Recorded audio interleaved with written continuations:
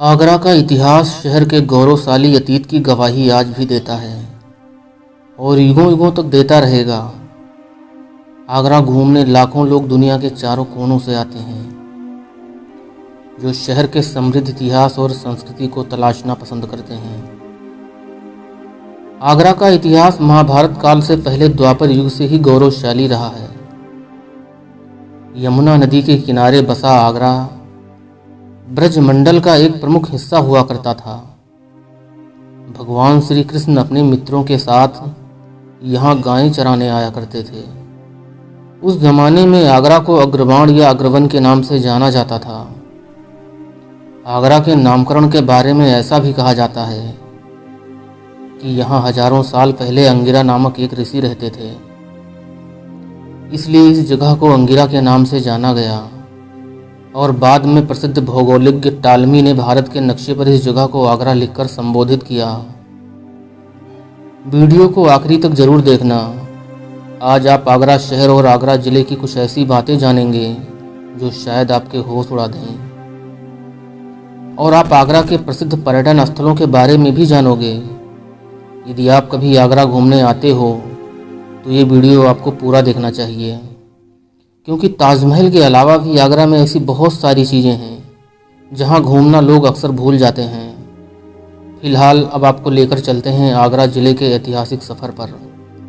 सन 1504 ईस्वी में दिल्ली सल्तनत पर राज करने वाले सुल्तान सिकंदर लोदी ने आगरा की स्थापना की और आगरा को दिल्ली सल्तनत का एक प्रमुख हिस्सा बनाया। सिकंदर लोदी की मृत्यु के बाद उसका बेटा इब्राहिम लोदी अगला सुल्तान बना, लेकिन 1526 ईस्वी में इब्राहिम लोदी पानीपत की पहली लड़ाई में मुगल बादशाह बाबर से पराजित हो गए और मौत के घाट उतार दिए गए। मुगलों का पूरी दिल्ली सल्तनत पर कब्जा हो गया। बाबर मुगल वंश का पहला सुल्तान बना और यहीं से शुरू हुआ पूरे भारत के साथ साथ आगरा का असली इतिहास। बाबर को आगरा की हरियाली बहुत पसंद आई और बाबर ने यमुना नदी के किनारे एक बगीचा लगवाया, जिसमें हजारों पेड़ पौधों के साथ फूल और औषधीय वनस्पतियों को भी लगवाया। इस बगीचे को आराम बाग नाम दिया। वर्तमान समय में इस जगह को राम बाग कहा जाता है। आगरा मुगलों की सबसे पसंदीदा जगह थी, इसलिए मुगल वंश के कई सम्राटों ने दिल्ली छोड़कर आगरा को अपनी राजधानी बनाया और यहीं से पूरे भारतीय उपमहाद्वीप पर शासन किया। मुगल काल में आगरा में सैकड़ों इमारतों का निर्माण कराया गया, जो आज भी मौजूद हैं और पूरी दुनिया में प्रसिद्ध हैं। मुगल काल में आगरा को अकबराबाद के नाम से जाना जाता था। बादशाह अकबर, जहांगीर और शाहजहां के शासनकाल में आगरा लगातार मुगलों की राजधानी बना रहा। हालांकि शाहजहां ने अपने शासनकाल के दौरान ही आगरा को बदलकर दिल्ली अपनी राजधानी बनाया, लेकिन बाद में शाहजहां के बेटे औरंगजेब ने शाहजहां को बंदी बना लिया और स्वयं को बादशाह घोषित करके पुनः आगरा को राजधानी बना लिया।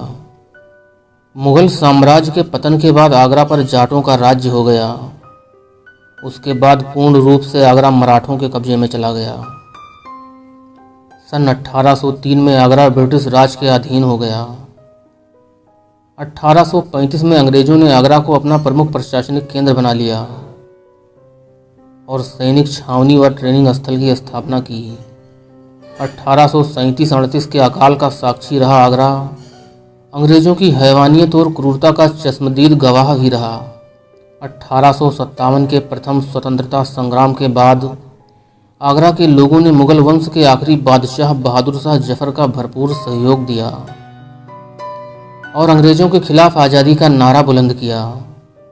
हालांकि अंग्रेजों ने बहादुर शाह जफर को गिरफ्तार कर रंगून जेल भेज दिया, लेकिन फिर भी आगरा के वीर सपूतों ने हिम्मत नहीं हारी और भारत को आज़ादी मिलने तक अंग्रेजों के खिलाफ लड़ते रहे। आगरा उत्तर प्रदेश राज्य का एक प्रमुख महानगर है, जो उत्तर प्रदेश का तीसरा सबसे बड़ा शहर है। उत्तर प्रदेश के 75 जिलों में से एक आगरा जिला अपने गौरवशाली विशालतम इतिहास एवं विश्व प्रसिद्ध ऐतिहासिक इमारतों के लिए पूरी दुनिया में प्रसिद्ध है। ये वही आगरा है जिसने मुगलों की शानो शौकत, जाट मराठों की वीरताएं, अंग्रेजों के जुल्मों सितम और चंबल के डाकुओं की दादागिरी को देखा है और महसूस किया है।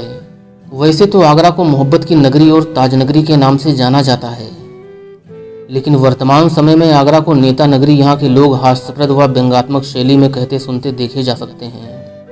आगरा खान पान की दृष्टिकोण से उत्तर प्रदेश में सब जिलों से काफ़ी अलग है।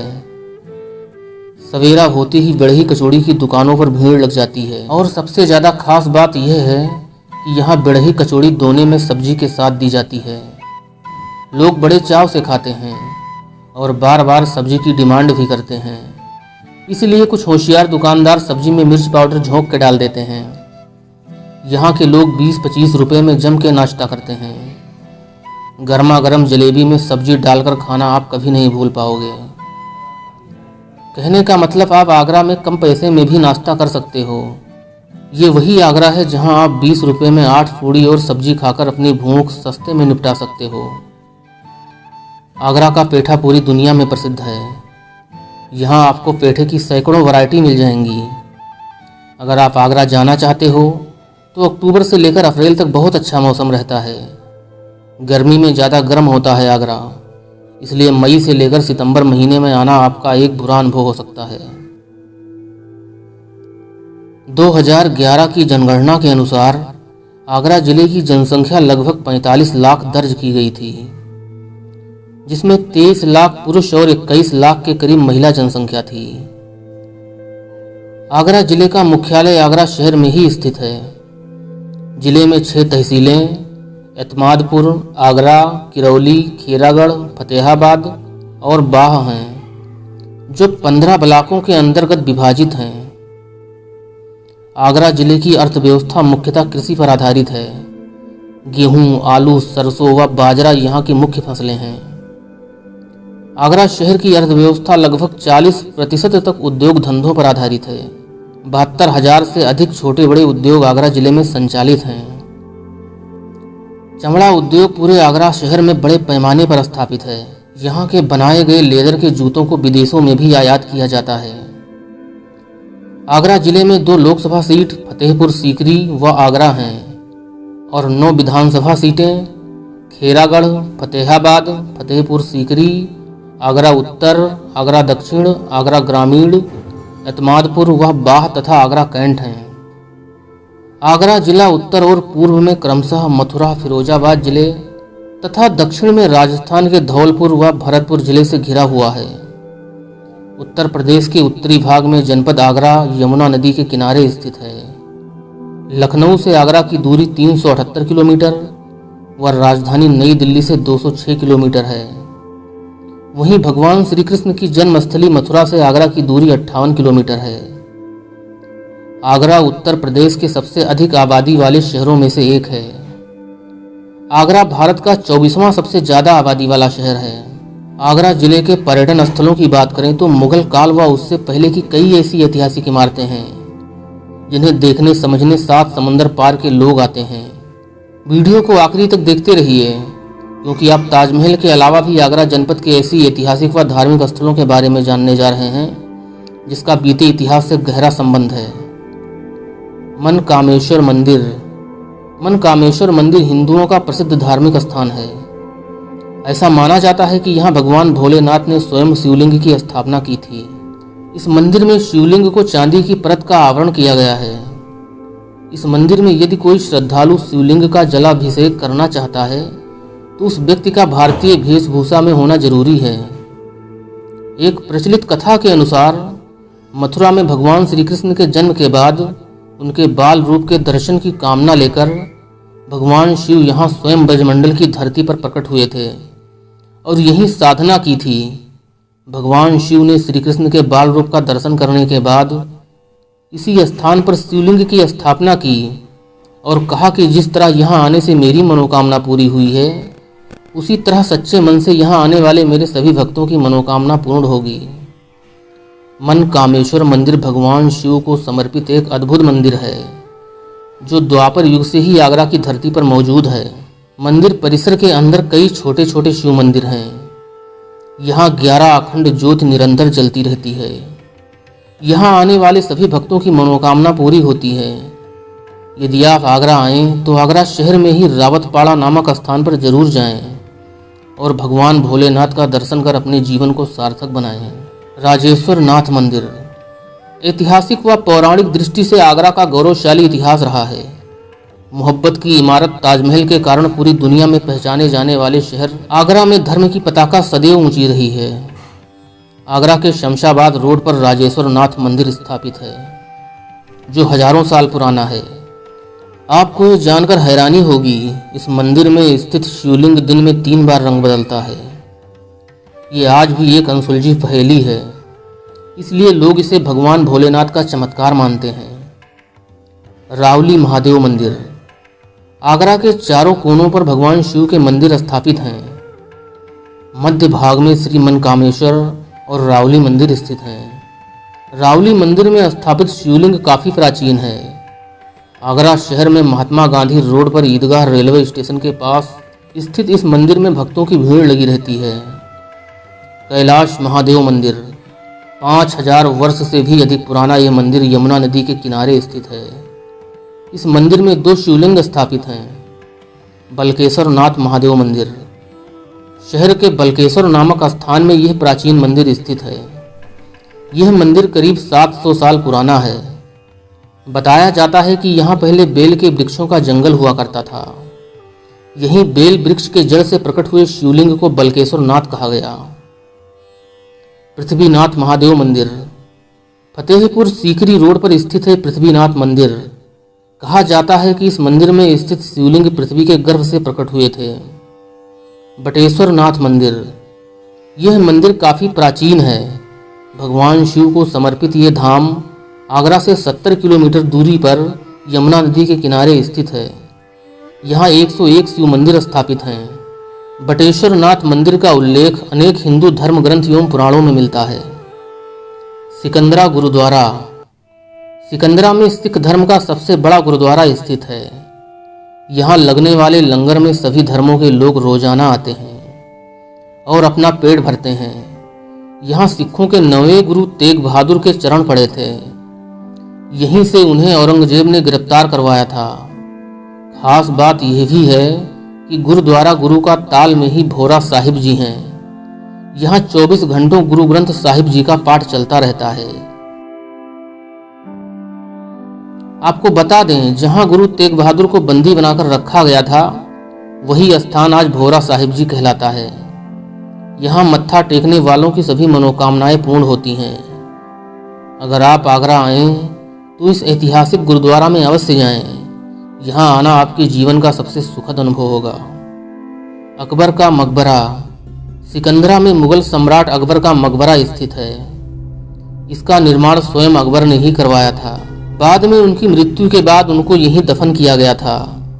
यह मकबरा हिंदू, ईसाई, इस्लामिक, बौद्ध और जैन कला का सर्वोत्तम मिश्रण है। मकबरे के चारों कोनों पर 3 मंजिला मीनारें हैं जो लाल पत्थरों से निर्मित हैं।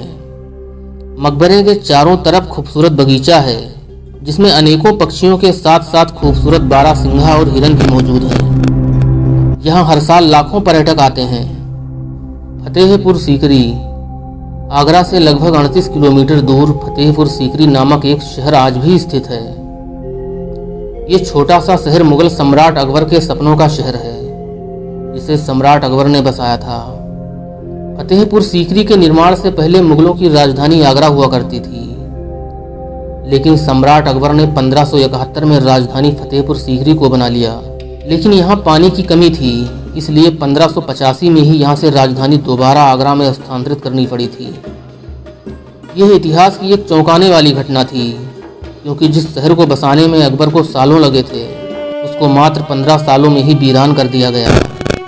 यहाँ स्थित बुलंद दरवाज़ा, दीवाने खास, दीवाने आम, ख्वाब महल, पंचमहल, हिरन मीनार, शेख सलीम चिश्ती की दरगाह, जोधाबाई का महल जैसी सैकड़ों इमारतें हैं जो देश विदेश के पर्यटकों को अपने ओर आने के लिए विवश कर देते हैं। आगरा किला भारत के अति प्राचीन किलों में शुमार आगरा का किला काफ़ी विचित्र है। इसको देखने के बाद आपको यकीन हो जाएगा कि मानव निर्मित ऐसी इमारत भी हो सकती है। यमुना नदी के किनारे बसा ये किला चंद्राकार में बना हुआ है। इसके चारों तरफ गहरी खाई हैं। उस जमाने में इसमें पानी भरा रहता था। दुश्मन किसी भी कीमत पर इस किले में प्रवेश नहीं कर सकते थे। कहा जाता है कि इस किले को राजस्थान के राजा बादल सिंह ने बनवाया था, इसलिए इसे बादलगढ़ किला भी कहा जाता था। लेकिन बाद में मुगल सम्राट अकबर ने इस किले की मरम्मत करवाई और इसके अंदर तमाम भवनों का निर्माण करवाया, जिसके कारण इसका निर्माता सम्राट अकबर को ही माना जाता है। वैसे अकबर के बाद भी जहांगीर, शाहजहां व औरंगजेब ने भी इस किले के अंदर कई भवन बनवाए जो आज भी मौजूद हैं। आगरा लाल किले का प्रमुख आकर्षण दीवाने खास, दीवाने आम, शीश महल, अंगूरी बाग, खास महल, मीना मस्जिद, नगीना मस्जिद, मुसम्मन बुर्ज आदि हैं, जिन्हें देखना आपके जीवन का सबसे सुखद अनुभव होगा। यकीन मानिए, आप आगरा किले में प्रवेश करते ही हैरान हो जाओगे। बाकी अंदर जाकर जो खूबसूरती, रहस्यमयी तहखाने, विशाल भवन, मुगल वास्तुकला, लाल सफ़ेद पत्थरों पर नक्काशी देखकर आप मुगल काल के उस युग के बारे में सोचोगे जब ये किला आबाद रहा होगा। मुगल बादशाहों के शाही दरबार, रानियों के महल, भवनों की सजावटें, हाथी घोड़ों की आवाज़ें, सैनिकों की चहलकदमियाँ जैसे तमाम ख्याल आपके मन में आएंगे। एक बात आपको और बता दूं, यह किला एक रहस्यमयी किला है। इसके अंदर ऐसे कई सुरंग हैं जो न जाने कहाँ खुलते हैं। ऐसे कई तहखाने हैं जो भूल भुलैया जैसे हैं, इसलिए इस किले में मौजूद तमाम ऐसे तहखाने बंद करा दिए गए हैं। आधे किला में भारतीय सेना की निगरानी रहती है, वह सेना के कब्जे में है। बाकी आधा किला आम जनता के लिए ही खोला गया है।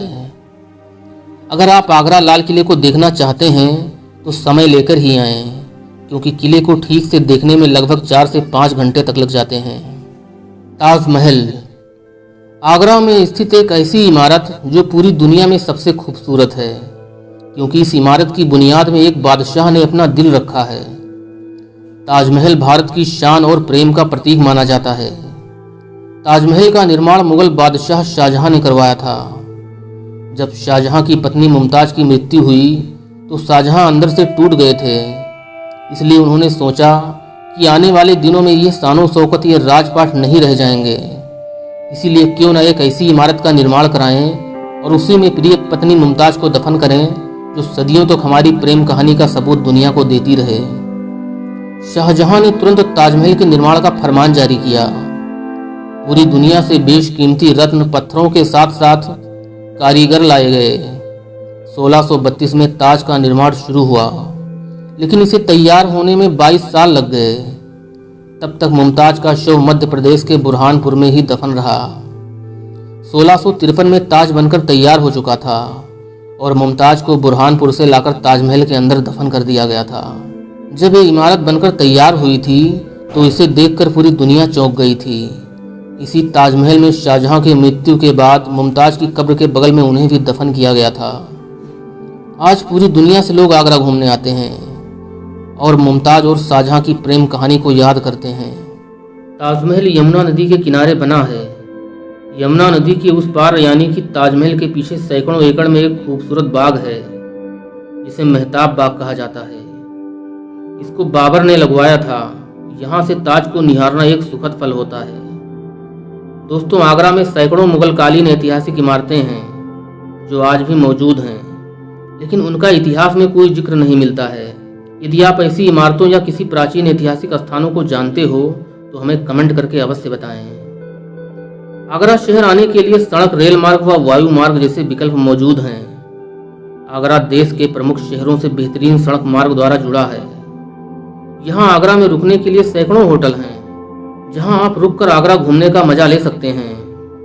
यदि आपका बजट बहुत कम है तो भी चिंता की कोई बात नहीं। यहाँ आपको 400-500 में भी होटल उपलब्ध हो जाता है और खाना भी 60-70 रुपये में मिल जाता है। अगर आप कम से कम रुपये में खाना खाना चाहते हो तो आप आगरा किले के पास बिजली घर चौराहे पर आगरा की प्रसिद्ध पूड़ी सब्जी 20 रुपये में खा सकते हो। राधा स्वामी मंदिर। भगवान टाकची से दयाल बाग जाने पर आपको एक विशाल मंदिर दिखाई देगा जो एकदम सफेद पत्थरों से बना हुआ है। वास्तव में यह मंदिर राधा स्वामी मत के संस्थापक और प्रथम गुरु स्वामी जी पूरन महाराज जी की पवित्र समाधि है। इनके लाखों अनुयायी हैं जो हर साल यहाँ दर्शन करने आते हैं। दोस्तों, आज का वीडियो बस यहीं तक। अगर वीडियो अच्छा लगा हो तो लाइक करें और हमारे चैनल को सब्सक्राइब करना ना भूलें।